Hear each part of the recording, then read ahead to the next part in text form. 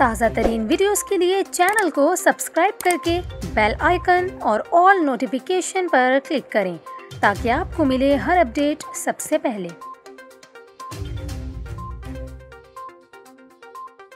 और अभी आपको बताएं, पाकिस्तान की सबसे बड़ी मंछर झील में लगाए गए कट भी काम ना आए और दरियाए सिंध की सतह बुलंद होने से झील का पानी दरिया में जाने के बजाय उल्टा बहने लगा। झील के पानी के दबाव के बायस इंडस लिंक सेम नाले में शगाफ पड़ गया, जिससे सईदाबाद शहर को खतरा लाहक हो गया है। शहरियों की नकल मकानी भी जारी है।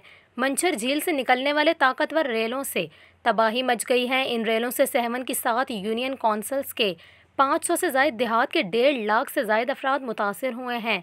मुतासरा देहातों में कई मकामात पर लोग पानी में फंसे हैं, जबकि मकीन खवातीन बच्चों और माल मवेशियों के साथ महसूर हो गए हैं। मुतासरीन का ये कहना है कि झील में अचानक कट लगाने से नकल मकानी का मौका ही नहीं मिल सका।